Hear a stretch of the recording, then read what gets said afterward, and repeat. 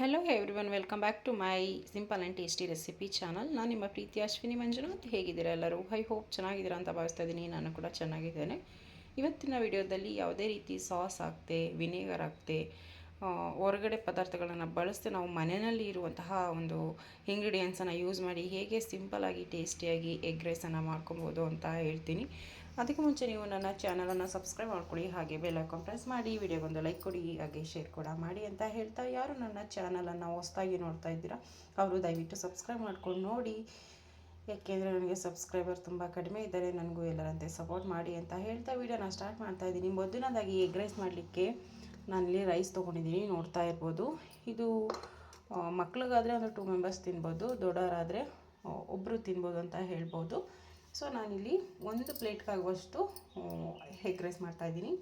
So 2 ಮೊಟ್ಟೆಗಳನ್ನು ತೊಗೊಂಡಿದ್ದೀನಿ, ಹಾಗೆ ಟೊಮೆಟೊ ಸ್ವಲ್ಪ 1 ಹುಳಿ ಟೊಮೆಟೊ ತೊಗೊಂಡಿದ್ದೀನಿ, ಹಾಗೆ ಸ್ವಲ್ಪ ಕೊತ್ತಂಬರಿ ಸೊಪ್ಪು, 1/4 ಇಂಚಷ್ಟು ಶುಂಠಿಯನ್ನು ಕಟ್ ಮಾಡಿ ಇಟ್ಕೊಂಡಿದ್ದೀನಿ, ಹಾಗೆ 1 ಗೆಡ್ಡೆ ಬೆಳ್ಳುಳ್ಳಿಯನ್ನು ಈ ರೀತಿಯಾಗಿ ಸಿಪ್ಪೆ ಸುಲಿದು ಕಟ್ ಮಾಡಿ ಇಟ್ಕೊಂಡಿದ್ದೀನಿ, ಹಾಗೆ 1 ಹಸಿಮೆಣಸಿನ್ಕಾಯಿ, 2 ರಿಂದ 3 ಮೀಡಿಯಮ್ ಸೈಜ್ದು ಈರುಳ್ಳಿ ತೊಗೊಂಡಿದ್ದೀನಿ.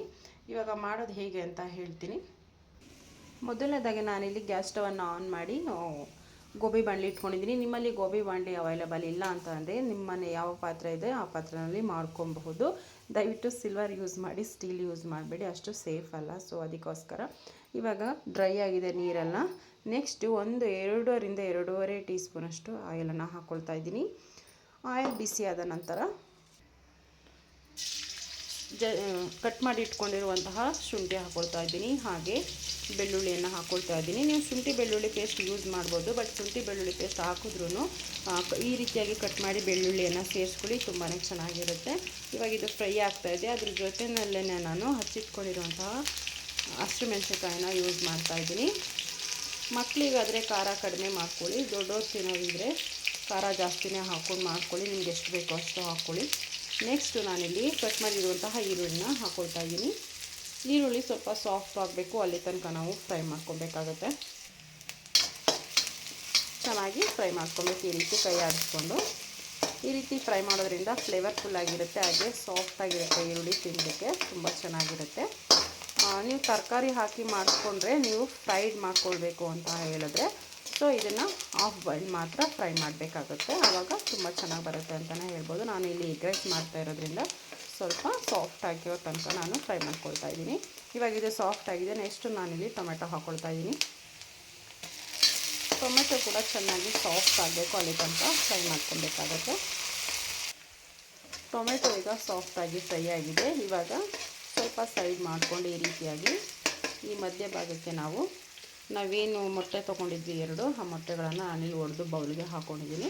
ನೀವು ಹಾಕ್ಲಿಕ್ಕೆ ಹೋಗ್ಬೇಕು, ಡೈರೆಕ್ಟಾಗಿ ದಯವಿಟ್ಟು ಹಾಕ್ಲಿಕ್ಕೆ ಹೋಗಬೇಡಿ, ಈ ರೀತಿ ಒಡೆದು ಚೆಕ್ ಮಾಡಿ ಹಾಕ್ಕೊಳ್ಳಿ. ಇವಾಗ ಇದ್ರ ಜೊತೆಗೇ ಸ್ವಲ್ಪ ಉಪ್ಪನ್ನು ಸೇರಿಸ್ಕೊಳ್ತಾ ಇದ್ದೀನಿ. 1/4 ಟೀ ಸ್ಪೂನಷ್ಟು ಪೆಪ್ಪರ್ ಪೌಡರ್, 1/4 ಟೀ ಸ್ಪೂನಷ್ಟು ಗರಂ ಮಸಾಲ, 1/2 ಟೀ ಸ್ಪೂನಷ್ಟು ನಾನಿಲ್ಲಿ ಮಿಕ್ಸ್ ಮಾಡಿರುವಂತಹ ಧನಿಯಾ ಮತ್ತು ಮೆಣಸಿನ ಪುಡಿ 2 ಮಿಕ್ಸ್ ಮಾಡಿದ್ದೆ, ಸೊ ಅದನ್ನು ಹಾಕ್ಕೊಳ್ತಾ ಇದ್ದೀನಿ. ಇಷ್ಟನ್ನು ಹಾಕಿದ್ಮೇಲೆ ನಾವು ಸ್ವಲ್ಪ ಈ ರೀತಿ ಮಿಕ್ಸ್ ಮಾಡ್ಕೊಬೇಕಾಗತ್ತೆ. ಈ ರೀತಿ ಮಿಕ್ಸ್ ಮಾಡ್ಕೊಳ್ಳೋದ್ರಿಂದ ಆ ಒಂದು ಮಸಾಲ ಏನಿದೆ ಎಲ್ಲದಕ್ಕೂ ಚೆನ್ನಾಗಿ ಬೆರೆಸ್ಕೊಳ್ಳುತ್ತೆ. ಇವಾಗ ನಾವು ಮತ್ತೆ ಎಲ್ಲವನ್ನು ಮಿಕ್ಸ್ ಮಾಡಿಕೊಂಡು ಫ್ರೈ ಮಾಡ್ಕೊಬೇಕು. ನೋಡ್ತಾ ಇರ್ಬೋದು, ಚೆನ್ನಾಗಿದ್ದು ಫ್ರೈ ಆಗಿದೆ.